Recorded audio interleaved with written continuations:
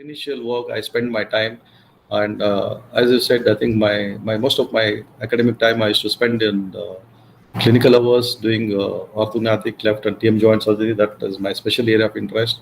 And I always felt I don't have time to do the research. Research is for the people who are not busy, who are not clinicians. It's for the free people. So that was the concept we had about 2 decades back. But that's not true. Even for the clinicians, if you don't do research, the world is not going to believe what work you have been doing. So that's the present scenario. So let me start this way. Money is not everything in life. Do you agree with this?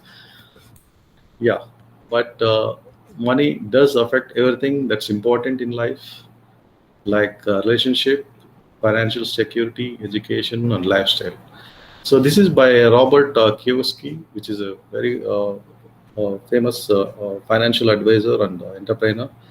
Is the book named The Rich Dad and Poor Dad. I don't know how many of you read this book. If you have not read this book, please read this book. I read this book in 2005 that changed my concept of financial planning. So uh, why I'm given this quotation? So I'm comparing the reward here, the money to the research.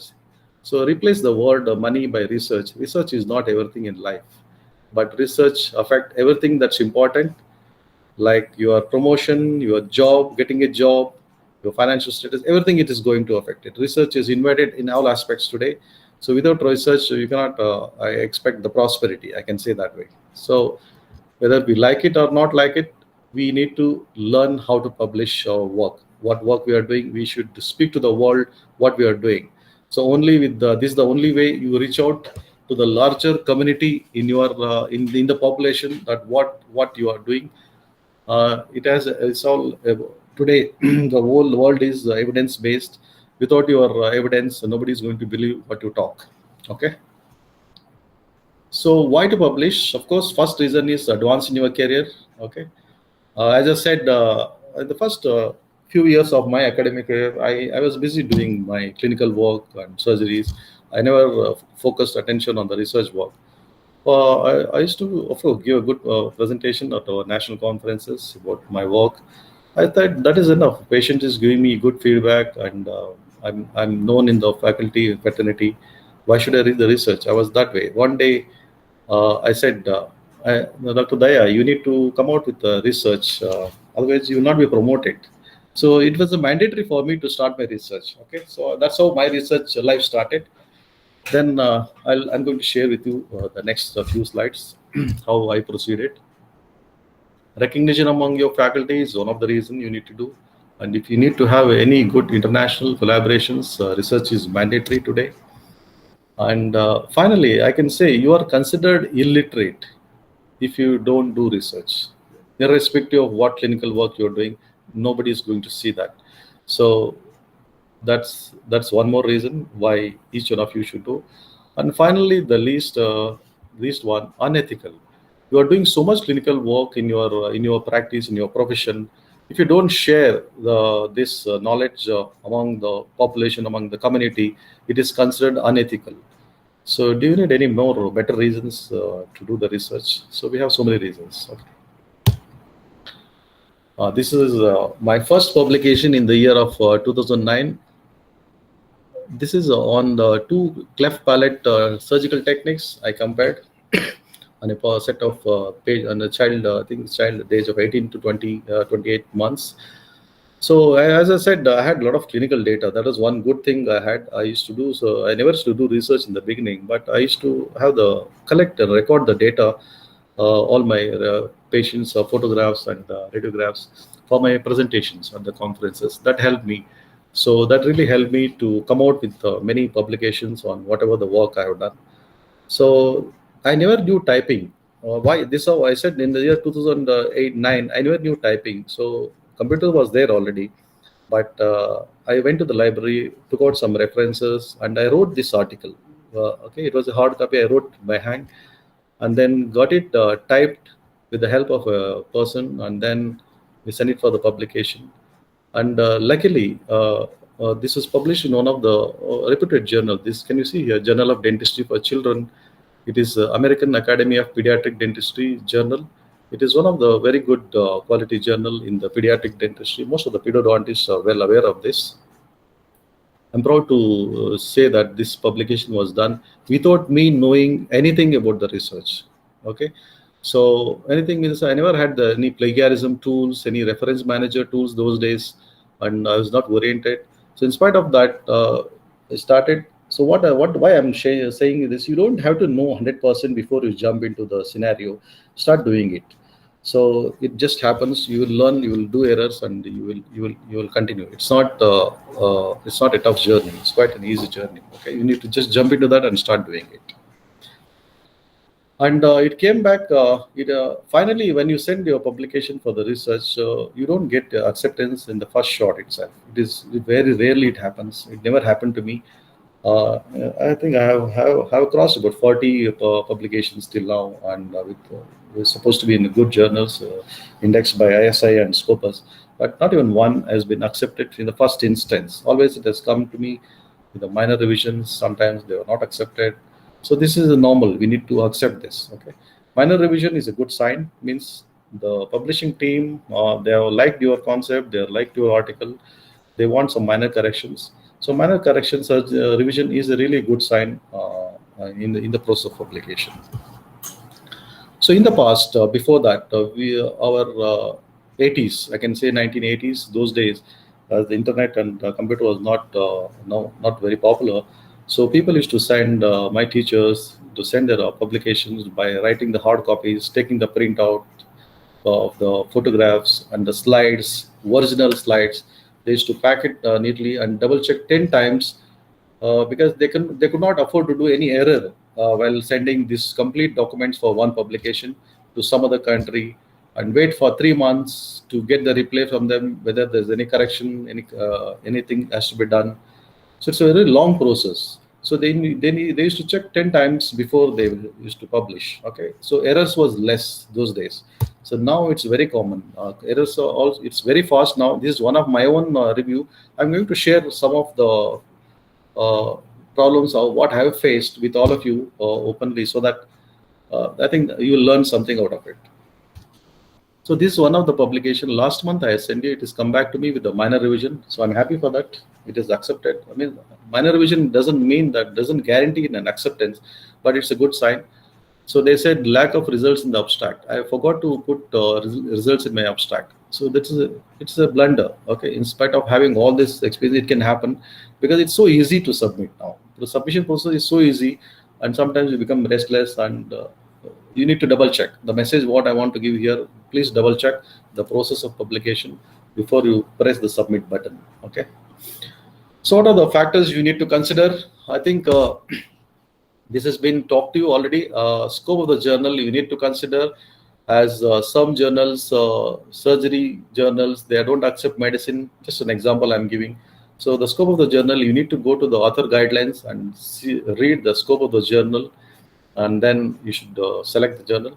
And then some journals, they don't accept case reports, review, they have a limitation. So it's very important to select the right journal for your based on what type of publication you are doing, whether doing a case report, your study. So accordingly, you should match what journal you are submitting. That's the most common error we do. And even a good case report, a fantastic study, submitting to the wrong journal without reading the scope will get rejected. Okay. And check the rejection and acceptance percentage of that particular journal. I'm going to share with you the tools how to check this. If your acceptance percentage is 30% and above, then as a beginner, you have a good chance. Okay. So some of the top impact factor journals, Q1 and Q2, they have acceptance percentage of 10%, 8%.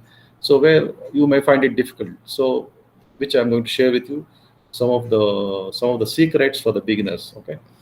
And what is the peer review time of the journal? And what is its indexation? Is it indexed in any good database like PubMed, Scopus, and ISI? You need to check this because there are many fake journals in the market. And impact factor of a journal. What is the impact factor of the journal? I'm going to share with you how does it affect the quality of the journal? And then is it trustworthy journal? Check the editorial board and they review the quality of content. Is it regular?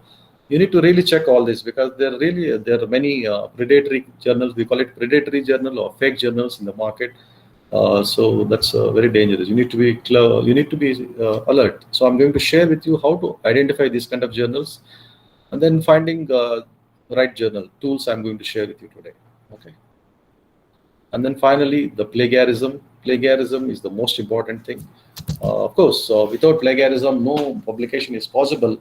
So that every publisher knows, they do accept some percentage of plagiarism.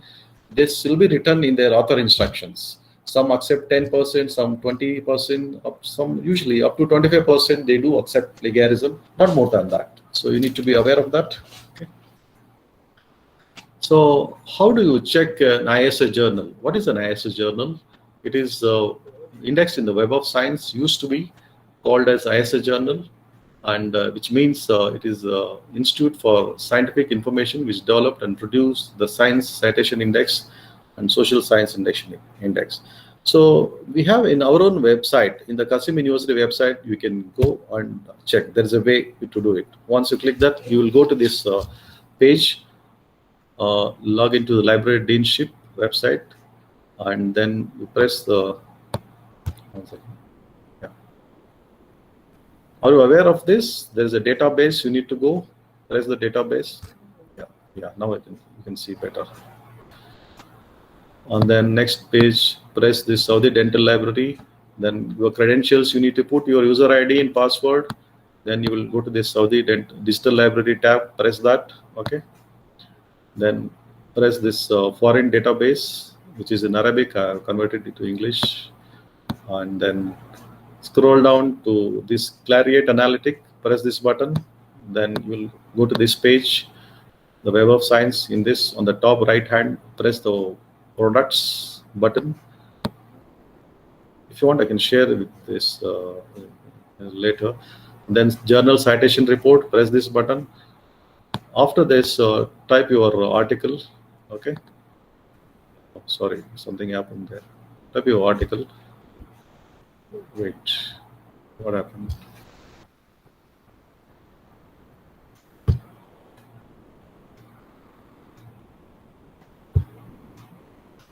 Because reversed. Okay. Anyway, so once you type your title of the article, you can see that the journal is ISI indexed, or what is the ranking of the journal, what is the impact factor, all the details you will get. It is available in our website. Okay.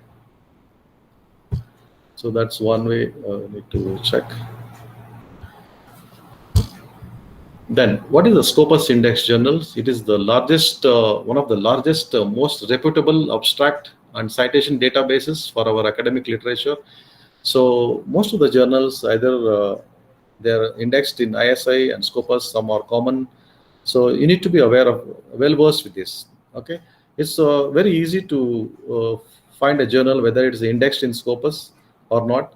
So okay, just go to the Scopus website. Okay. And then type the journal name, and you will know whether it is indexed or not. This is what I am sharing with you all this, because you need to, this is the only way to avoid the predatory or fake journals. Fake journals are not listed here. Okay. So view the journal ranking here. So once you press this button, there's a source title, and enter your title of the journal. So let me enter the British, one example, British Journal of Oral and Maxillofacial Surgery. Already it is seen. Can you see? Okay. So this journal, once you click down, it is seen. It is listed here. It is listed and with all these details. So this is the way to check whether your particular journal is indexed in Scopus or ISI. So this way you are avoiding your fake journals. Okay. And for your information, about nearly 40,000 publishers are in this large database. In that, 35,000 publishers have the peer review system. Okay, so I think most of you are aware what is peer review system. They are all peer review journals. And impact factor, I said, you should, in the beginning, as a beginner, you need to select a journal with a low impact factor that increases your chances of publication acceptance. A journal with a low impact factor means, what is impact factor? Impact factor is how many times your article or that particular journal is cited by different readers or different authors in the last 2 years. So that decides the impact factor of the journal. For example, one British journal in the last 2 years, if it has 20 articles in each publication, in each of its issue, how many times in the last 2 years it has been cited? Let's say it is 1,000, then divided by the number of articles, then that gives an impact factor. Usually, impact factor 1 is also good enough, 2 is considered the best, and anything above 2, 3 is really good. So as the impact factor increases, the quality of the journal is better, they say. But there's a controversy. There are many good quality journals with not a very good impact factor. So there's a controversy. Let's not get into that as a beginner. So go for the journal which are indexed in PubMed, indexed in Scopus or ISI. It may have an impact factor of 1. That's also good enough. It is a good journal. Okay, you can go for that. And then whether it's a case report and free journals, you don't have to pay for most of the journal. I'm going to talk about it after some time. Yeah, this is the impact factor of the journal. So usually most of our dental journals, even 1, 2, 3, even Q3, Q4 journals, this is good enough. But I know there are journals with the impact factor of 10 plus and 100 plus. So it's too high for us. I think we don't have to target those journals. They are quite demanding. Okay, and of course this should be enough. We should, as a beginner, I think let's start with the impact factor of 1 or 2. That's good enough for us. How do you classify journals? So the journals are classified as Q1, Q2, Q3. What is this Q1, Q2, Q4? So this is a quartile score of a journal. So Q1 means it denotes the 25% of the impact factor distribution. Top 25%, they're of good. Most of the journals are good, have a good impact factor, and they are considered to be in the top 25% in the specialty. And Q2 for between the 25 to 50%. Q3 middle low position, that is 50 and 75, and the Q4 is the lowest position.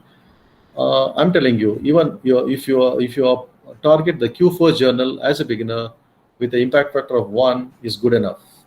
It's still accepted for all your promotions or getting a job. So directly, I think as you need to go step by step. Of course, if you are getting a good supervision, you can target for Q2, Q3 also. There's no problem. But if your time is a factor, if you want your publication to happen 3 months, 4 months time, I think you can target for the Q4 journals. They are good enough. They're not bad. Sorry. And each one of you should have an ORCID account. This is very important. I never had one quite a long time. Okay, I just started my ORCID account 3 years back. So I tell you, there are so many things I was not aware, but done a lot of research in the last 15 years. A lot of publications I've been doing, but there are so many things I'm learning every year. So many new things are coming. And might be they are not new, they are there, but we are getting. For us, it is new because we are learning every day. So it's a learning experience. It's never an ending. Research is a long journey.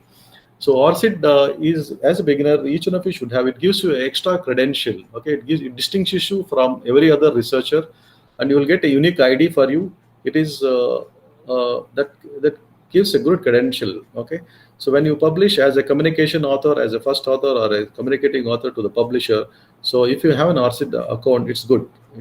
It knows that you are familiar with the process. Okay, that connects you or ID with your professional information, your affiliations, your grants, publications. So it's easy to get your data anytime without much efforts. And how exactly this looks, I'm going to share with you, because these are the tools I'm going to show you today, rather than talking about all the other aspect, because already most of you know. Click on this. This is how the ORCID web page it looks. Create your user ID password. Okay, and the page will open up. Can you see the page, Athir? Is it all audible? Yes, doctor. It's very clear. Okay. So this is how your ORCID page. You need to have this. Okay, it's mandatory even for a beginner. So I want all my students to have start their career with all the good credentials. Okay, so you have all your details. This is, and you have your Scopus. Can you see here on the left hand side, your Scopus author ID is mentioned.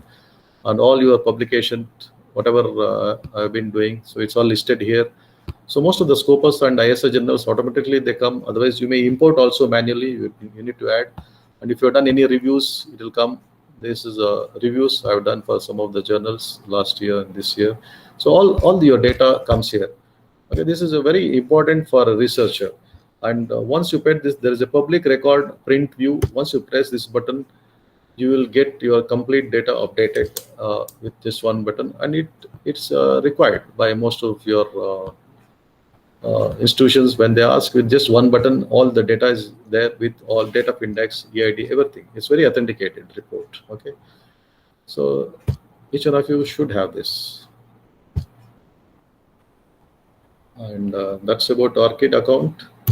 And then ORCID account is also useful for registering as an author for different journals. It makes your job very easy. Okay, you don't have to type your data, your personal information, your profile every time when you enter the journal.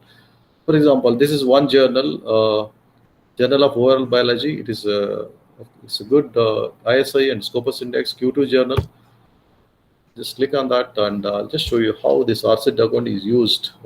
So easy. It makes your profile is there. Once you enter, you don't have to enter. You can register for 10 different database within just a click of a button. Okay, so this is your ID. I'm logging via this ID. Okay, then it takes you to the journal web page. I know most of you have not done the started the publication, so I think for you it's quite useful. That's the reason I'm showing you all this. This is I'm entered the website of a Journal of Oral Biology and Craniofacial Research. This is one of the very good reputed journal. So this is how your page comes. I've already submitted one article in this. It is under revision, so it has come to the minor revision. So all the status you can see here. Okay, this is I have 1 month time.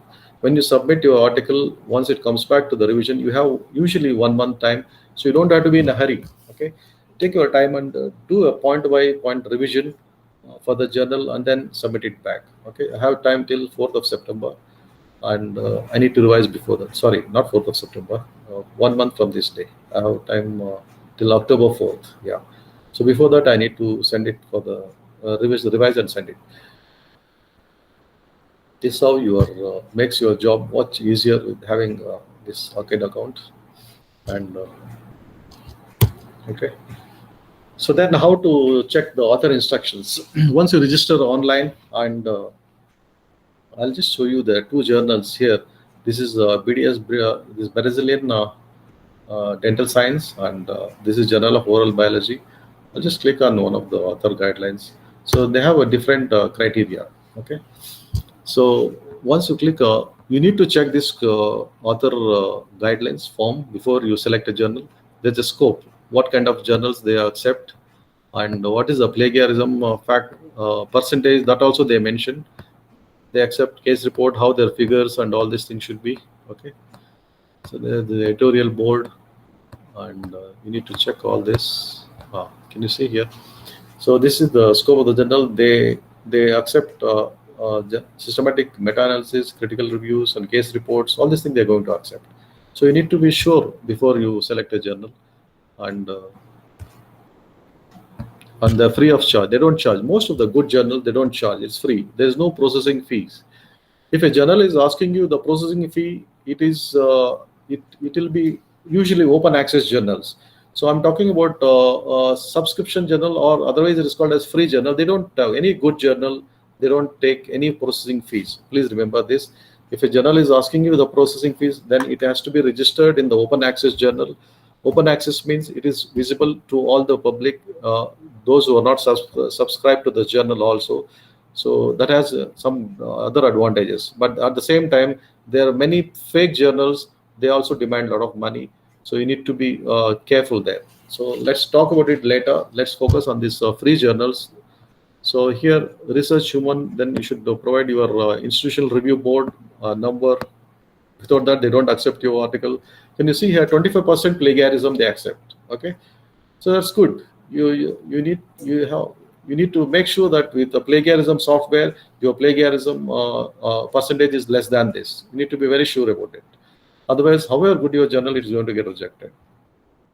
25% is acceptance. Plagiarism is quite good. Okay, so this is how you need to check the case reports. And what else? Yeah, keywords. I'm going to talk to how to select the keywords. I think already I saw one of your presentation the mesh key terms. Dr. Almutheri, I think he has presented you how to select the keywords, how to select the mesh words, all the things. I think you are aware of this. And number of words in the abstract, 250 words is limited. You need to strictly follow this. Okay, how many words in the case report, how many words in the case study, 2500 words, usually some 3000 words they accept in the uh, original studies, and in case report usually 1500 words. So you need to make sure that they're all very clear. Okay, so that's very important. What I mean to say, an average article, just a moderate idea, a research idea with an average simple study, if you follow all the other guidelines, if you follow all the protocols, then the chance of acceptance is better than having a great research and a fantastic new innovative clinical research with a high quality. If you don't follow the author guidelines, I think it is going to get rejected. So following author guidelines and selecting the journal is a very important aspect when it comes to the as part of the processing of the publication. Okay, so there are two publication models. One is subscription, which are free, as I showed you just now. The other one is open access. What is open access? So you need to pay a lot of processing fee, 1,500 to 3,000 US dollars usually they take. And the advantage is the moment your article is accepted, it is open, it is available in public. Anybody can go with the keywords, see the article, and they can download. As an author, what is the advantage for you? Okay, so as an author, your citation is going to be more. You are more visible to the whole world, and you are going to be more popular. You are more cited. As the citation increases, that increases your Google Scholar Index, your H&I index. So that is going to be a good credential for you. So usually, sometimes Qasim University also supports the original articles for publishing. They fund for your processing fee. So you can contact I think Dr. Faraz for that. He'll give you a better idea about all the process. So if you have a good study and if you're going to publish, then university they help you in paying the processing fee. Then you can opt for the open access, which is good in many ways. Yeah. So these are the different publishers: Elsevier, Wiley, and Springer. So these are the most common for our medical fraternity. Others, I'm not sure. These are the three things I've been publishing. Okay, what is the first step? As an author, you submit your article.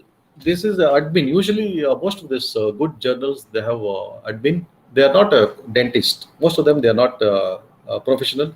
They are with a good, they can be non-medical background with a good expertise on the research methods.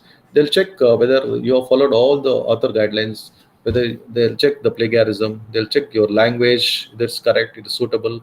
Have you attached any language editing certificate? All these technical details she's going to check. Only if it is following all the except as per the journal, if you followed all the things, then only she's going to submit it to the editor. Then editor will decide what is the innovative in your research gap in your study. In what way it is going to add for their community. If he is convinced, then is going to give to the reviewers. Then you will get back. That's the first step. So the role of admin is very important. You need to consider everything: how the figure should be, legibility and quality of the figure. If they say 300 DPI, means it has to be 300 DPI. You cannot send more or less. Okay, so that's how they're very technical. You need to follow that. It's not difficult. It's quite an easy thing. I'm not scaring you, but just giving you an orientation here. Usually, the publication time idea 1 day to 1 week. The process of publication 1 hour if you can spend every day, and preparing the work. Research work may take about 6 months to 1 year, and submitting the work 1 to 2 days. Usually, decision will happen in 1 to 3 months. Okay, most of the journals they're quite quick now. Within a month, you will get a reply whether your article is going to be accepted or not. If there's a plagiarism, if the language is not good, within a week you will get a reply, beautiful reply. thank you, my dear author, for considering our journal. We appreciate, and we are sorry to say that your journal is not accepted. They are very polite in their reply. They don't say you have a plagiarism, you are not followed this, that. They are very polite. They don't. They say you are. Thank you for submitting. We cannot consider this time. Hope to see you in the future. That's how the language it comes back to you. Within a week, it will come. Okay. It will come from the admin desk itself, not from the editor most of the time. So the four things can happen. Once you submit your article, four things can happen. Whether it is accepted, which is very rare. Okay, first shot, very rare. Okay, and then we have a minor revision. It's good sign. Major revision is not so good. They may expect some changes in your experiments, some changes in your methods, some drastic changes in your discussion. But after doing all that, they do accept. They are ready to accept your idea. And then the last one is rejected, which we don't want to hear about it usually. Okay. So initial editorial review. Oh, I have time. I have to finish in 20 minutes. Okay. So that's what the editor is going to decide in what way is it all is there any clear evident deficiencies. Then he's not going to give it to the reviewer and waste his time. Okay. So everybody expects some kind of quality in the when it comes to their thing. So anyway, the revision. What is the minor revision and major revision? I came to know that I think Professor Gada is going to talk on the revision. So I'm not going to talk to you in detail about this. So minor revision means small things they expect from you: language editing, minor changes in the discussion, or some other technical editing, figure quality, and at the same time they say it does not guarantee acceptance, because if you don't do the minor revision properly, then it may get rejected. Okay, so there is a good probability of acceptance if you if you do the minor revision with the patience. Okay. Major revision, usually there is a significant deficiencies. It again may go for the reviewers. Minor revision, it may not go to the reviewer usually. Editor will finally decide. Once you address all the concerns, the editor is going to take his final decision and accept his article. But major revision, it goes to the review process, may require additional experiments on methods and discussion. Okay, this is the difference between the minor revision and the major revision. So what usually we do as an author, we become restless. Okay, we spend 1 year doing our research and study. Finally, when we send it to the publication, and when it comes for the revision, we are in a hurry. We become restless. Oh, it has come for revision. We need to do it fast. Okay, within a week, I need to submit it back. So don't become restless. Okay, you'll spoil again. The chance of rejection is better, because once you become restless, then you do more errors. So what exactly you should do? Don't write most of the time. Okay, reviewers, all your comments we have gone through, we have accepted, and this is like general statement. Don't say this kind of general statements. We have accepted and we have changed our discussion. All your comments we have changed accordingly. This is one general statement, and submit back. Please don't do that. Okay, that is not the straightforward. Your article is going to get rejected if you don't revise. So you need to go into each reviewer comment, go to the what changes you have done in what page and line number, everything. It has to be very specific. If there are 5 reviewer comments, you need to give 5 different replies addressing below that each comment. So it has to be run. If they say in discussion you need to add 3 to 4 more references, your references are less, you need to add 3-4 references and give details of that. Okay, and your response to the reviewer should be very polite. And sometimes if reviewers may give a wrong comments, then your response for that should be very, very polite, scientific evidence. If they say something what you're doing research is not acceptable, if they ask you to prove something, then you have to just prove what is the deficiencies with your evidence, whatever you have. So you need to be very polite. And the same replay what you're going to do, it is going to the editor, and should be scientific. Okay, there's no personal opinion here. Okay. And how do you find a journal? Okay, this is just one small step I'll tell you. This is one Elsevier. Elsevier has a few large database journals. I'm going to show you this one tool, so that just select this. One second. I need to copy this. how to find a journal. I'm going to show you now.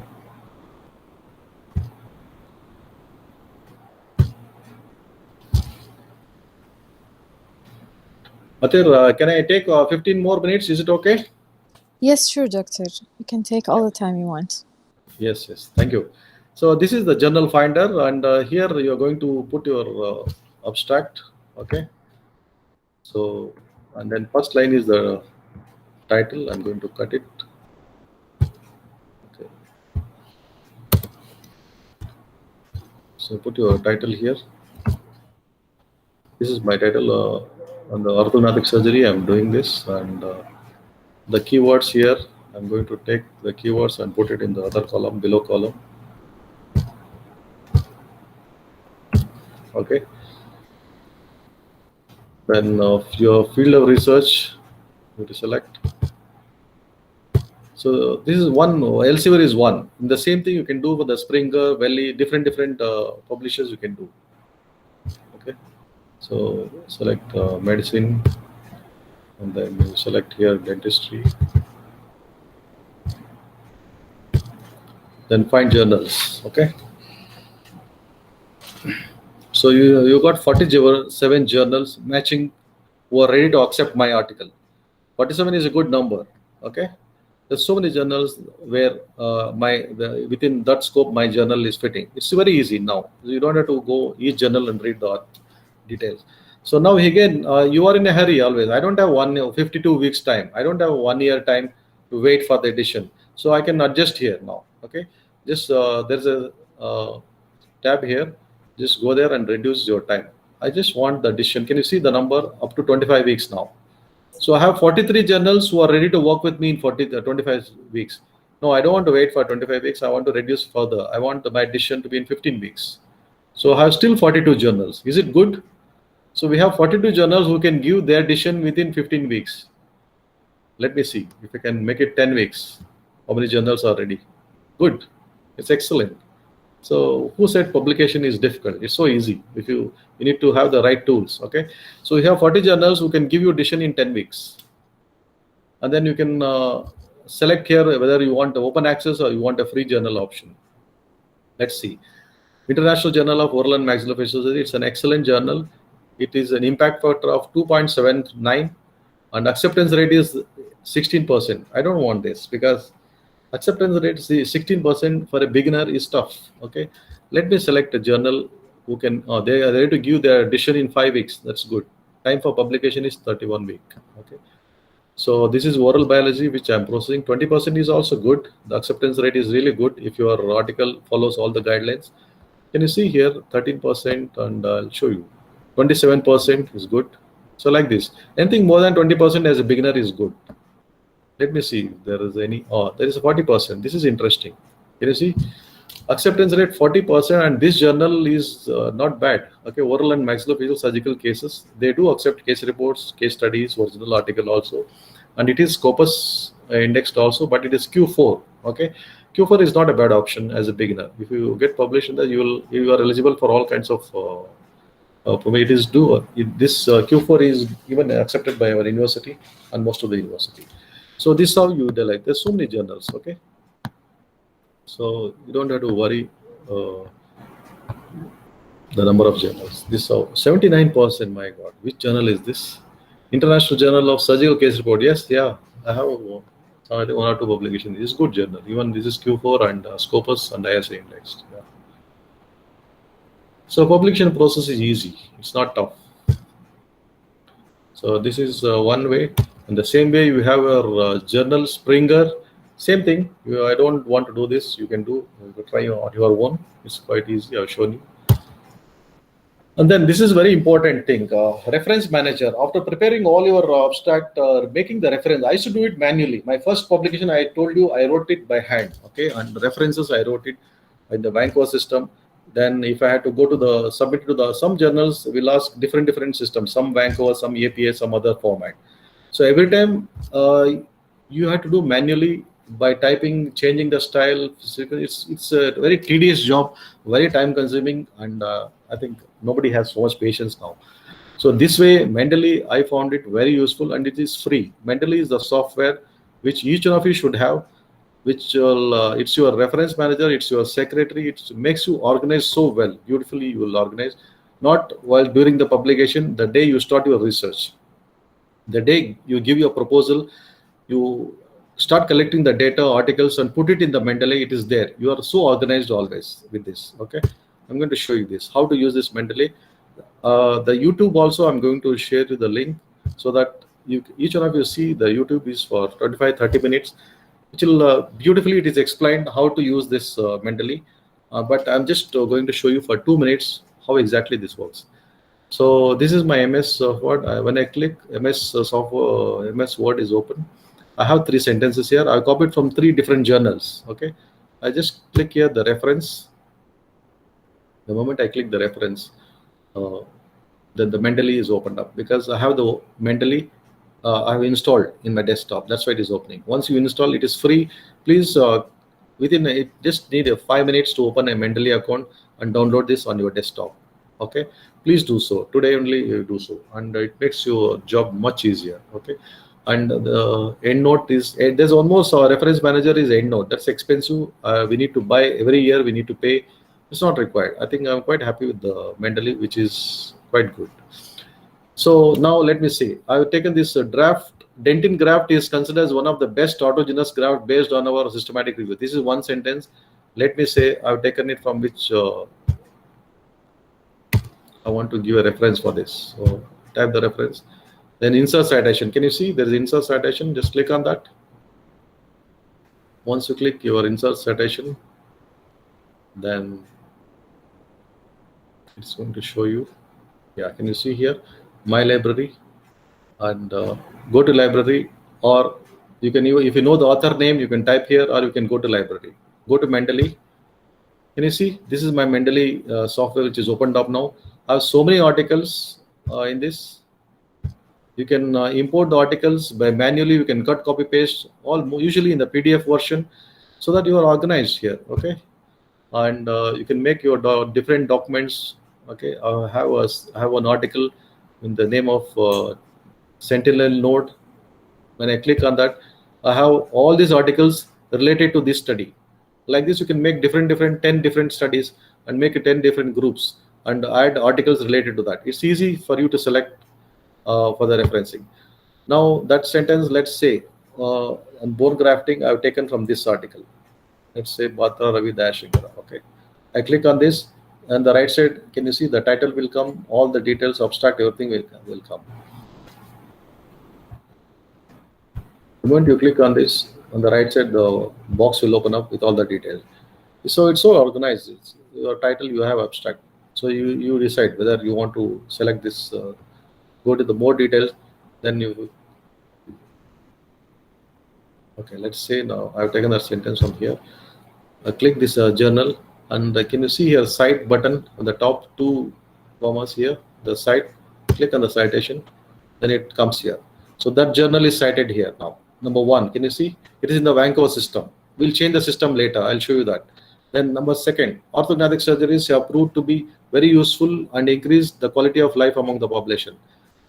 Go to the reference and insert citation again. This time, let me see. I know the author name, so let me put my name. Okay. I have some of the articles published with me, and I've taken from one of this journal. And okay, number 2. Okay, the second taken. This is my second citation. The same way, one more. Okay. So it's not now. Where is the references? Where is it seen? It is not seen here. So there is an insert bibliography. Can you see here? Take your cursor down. You want to insert your bibliography now. Insert bibliography. Can you see? Automatically it is come. Both this number 1 and number 2 citations are listed here in the Vancouver system. I don't know to type. It makes my job very easy. Okay. So now I want to change. I want to submit it to the different journal now. That journal will not accept Vancouver, but it accepts something else. Okay. It accepts APA, let's say, APA format. So just select the APA format. It will automatically change. Can you see here now? All your references are in the APA format now. You don't have to do manually anything. The whole draft gets changed with just click of a button. So it makes your job quite easy to manage your references. Please get familiarized with it, and your publication process journey becomes much easier and much organized. Okay, don't save. Okay, there's a YouTube link. I think you can just go to this, and there's a beautiful Mendeley lessons, just about 30 minutes each, about 1 or 2 lessons. You'll get familiarized with this. Okay, this is about Mendeley YouTube's. So many things are available. Okay, then what is the open access journal? I told already, it's freely available to the public. It is expensive, but it is worth. You have most advantage for the author is you have more citations to the author, hence good for your Google Scholar Index, and publishers will give you copyright. That's an advantage in the open access. So authors do have some kind of license, different license, and they have author rights.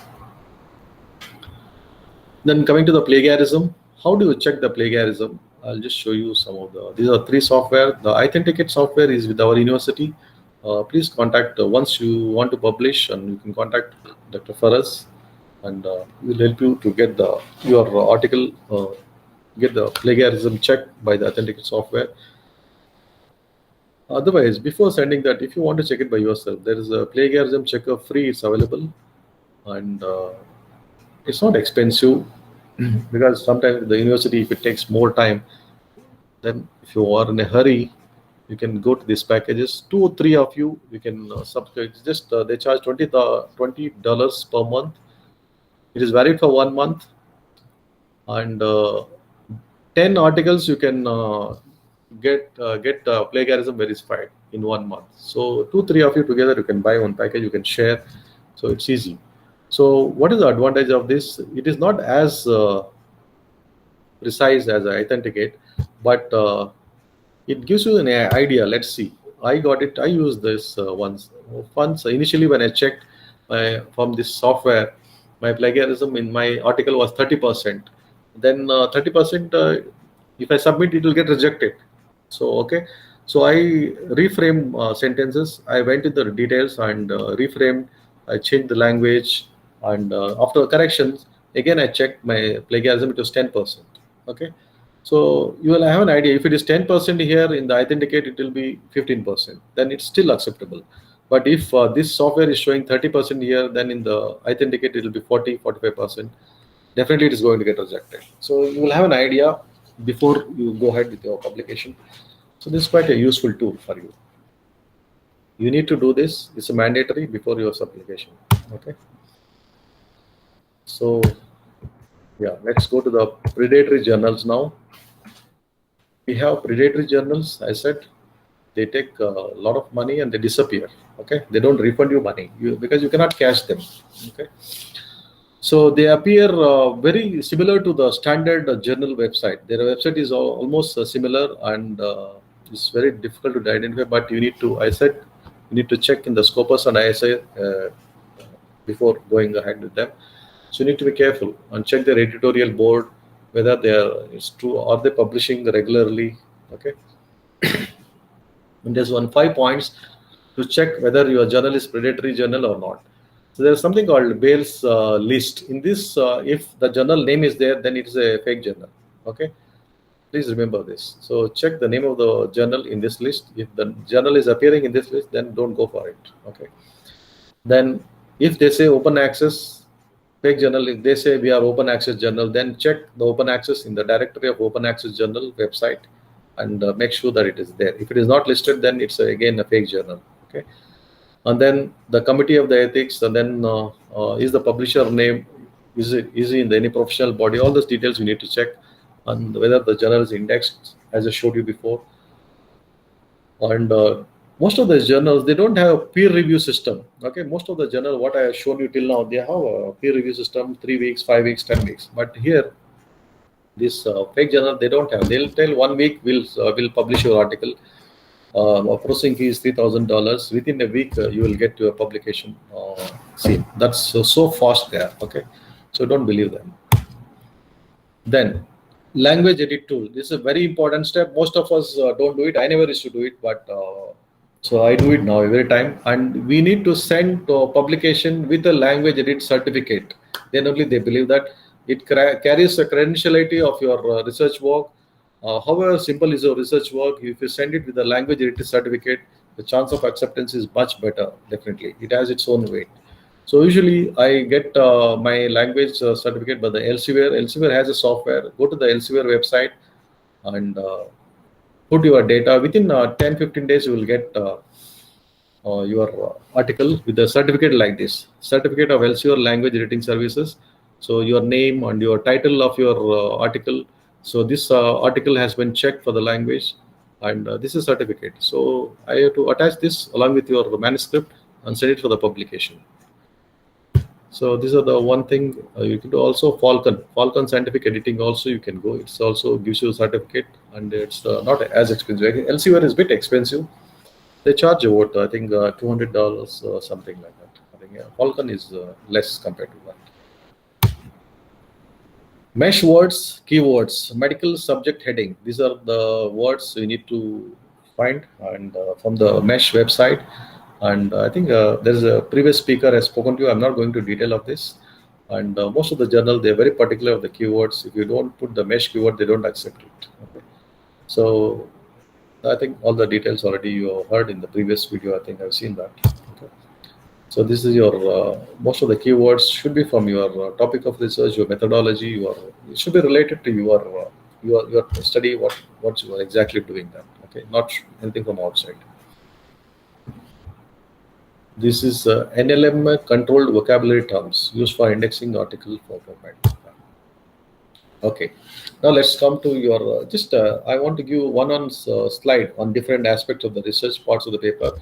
Let us go to the title and the abstract. Usually the tendency, if 10 people read your title, okay, most of them fly away. If your title is not interesting, they don't go to your abstract. Okay, so if your abstract is convincing, then only 2 or 3 of them might read the full article, provided it is interesting. Okay, if your title is interesting, all the 10 birds will fly away. Okay, so keep your title very interesting and abstract, so that the reader should get convinced to go to your full article. So everything is in the title. Okay, so title should be accessible, understandable, and should not be too technical. Okay, so other specialty people also should understand by reading your title. That's how it should not be too technical related to, for example, surgery means it's not a very technical language in the surgery or endo, something like that. It should be a little less technical. Okay, it can be descriptive. One example: modified Lifford 1 procedure on the long-term stability and quality of life in the lung. It's a descriptive title. Okay, it can be interactive. Make it as a question mark. Does the modified Lifford 1, and it can be a combination. So different forms of title you can give. Okay. Pico formula I don't want to discuss, as all of you are very familiar with this. So this is the formula usually you should follow. And things to avoid in title. Okay, don't make it too. If you know your English well, don't add too many words in the title. Okay, so make it very simple, complex, compound nouns. All this thing they eat up space. Okay, make it simple. For example, here can you see here excess water weight remover? There's a 4-word. Excess water weight remover, you can replace it with just a desiccator. Can you see? It's so simple. Instead of 4 words, 1 word.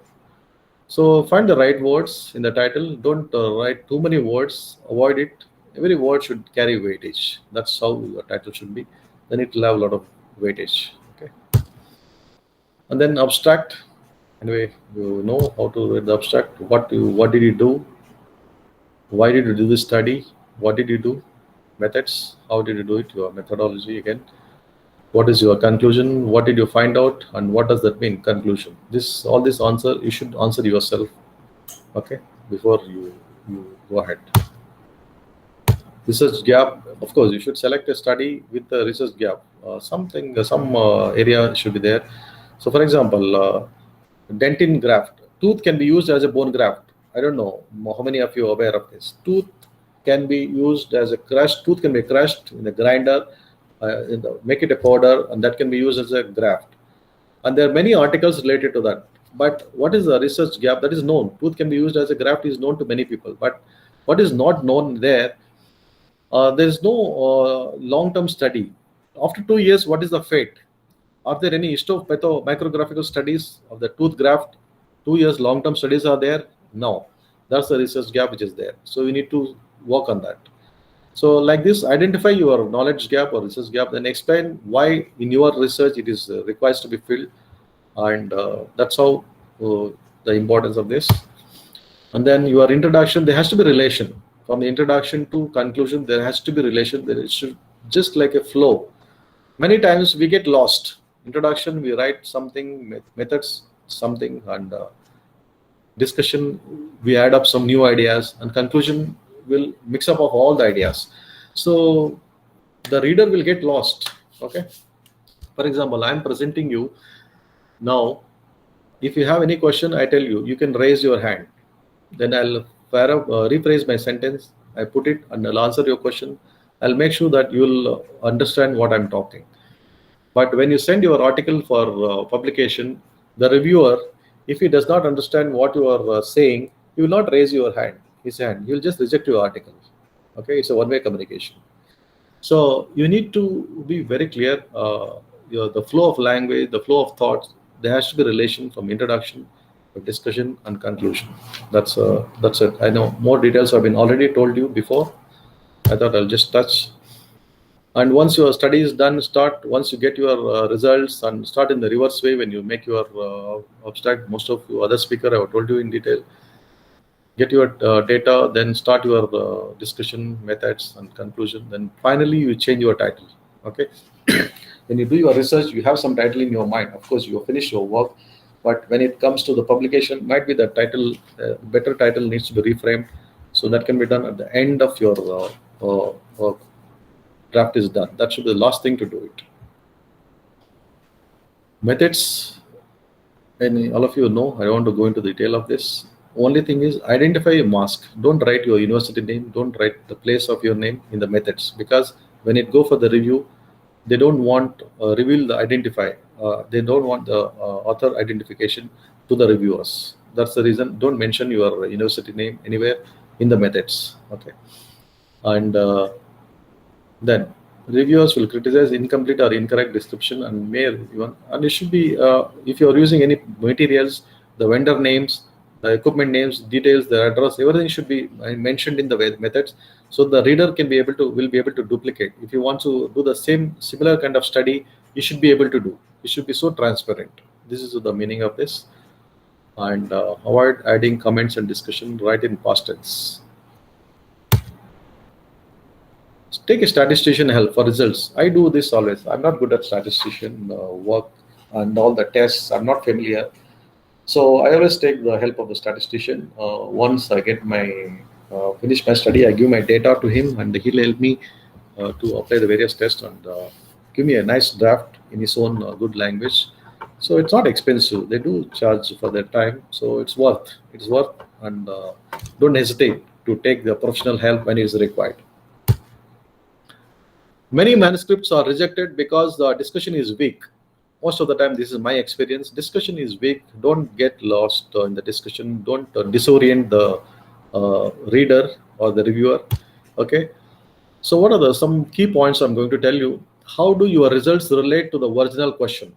Okay. Are you addressing your original question objectives outlined in the introduction? So that's you should not get deviated from here. And is your interpretation for your results are good? Are your results consistent with other investigators, or are there any differences? If there are differences with your results and the other author results, why? What is your scientific justification? Don't give any personal opinions here. Everything has to be evidence-based scientific explanation. Okay. Are there any limitation in your study? You can mention here. Does the discussion logically lead to your conclusion? Yes, it should lead. Okay. Do not make statements that go beyond the results can support. You don't add up new sentence. Suddenly you're writing discussion, you see some new article, you want to put that idea here. Okay, don't do that. Okay. So your discussion should be supported by your results. Okay, nothing outside. Don't introduce suddenly new terms in your discussion. Finally, conclusion. Present a specific conclusion in relation to your introduction. Suggest the future experiments. Suggest whether they are underway. Don't summarize the paper here. It's for abstract is already doing that. And avoid changing the tone of the paper. What is exactly mean by tone of the paper? After doing all the study, at the end, the conclusion you want to write this kind of sentence. That's why I think plan A is more suitable treatment option. You think after doing all the study, if you say you think, then it's not good. Okay, so you should be more affirmative here. Plan A is more suitable treatment option as per our findings. This is a better acceptable things in the conclusion. So I've just given you a small highlights for each slides. Hope it will be of useful to you. And then the cover letter. Yeah, this is the last thing. I think I'm going to finish my talk. The cover letter is very, very important. Most 90% of the authors don't do this. Okay. Title page has all the author details, all these things different. I'm not talking about this. The cover letter, there's a direct message to the editor. You always will get an option to put a direct message to the editor. In this, you should write how good is your article, why you have done this study, how your study is going to be useful to the community, what is the research gap. Just about 4-5 sentences you need to mention here. Okay, explanation, the importance of your work, you need to put it in the message directly to this goes to the editor. And also you can suggest 2 reviewers from the it makes the reviewer job easier. They may not consider, they may consider, they may not consider. Usually a good journals, they have their own set of reviewers. They don't take your reviewer, but you can suggest. Okay, so this personal letter about how good is your research, whatever the study you have done, you to talk good about it, you used to sell your data to the editor. Add 4-5 sentences. Most of the people, they neglect this. Please take it seriously. It adds a lot of value for your publication. Suggesting the reviews, don't suggest your friends or your teachers. Suggest somebody who are outside your community. Okay. So ready, set. Now all the research you learned now, it's like a swimming. I can compare research to swimming. There's no point knowing all about research 100%, then starting it later. It's like swimming. There's no point learning only theory. You have to jump into the water, then it comes by itself. Okay. So without knowing the research, 90% of what I told you today, I started my research so many years back. So today we have so many tools which makes our job easier and easier. So things should be easy. Okay.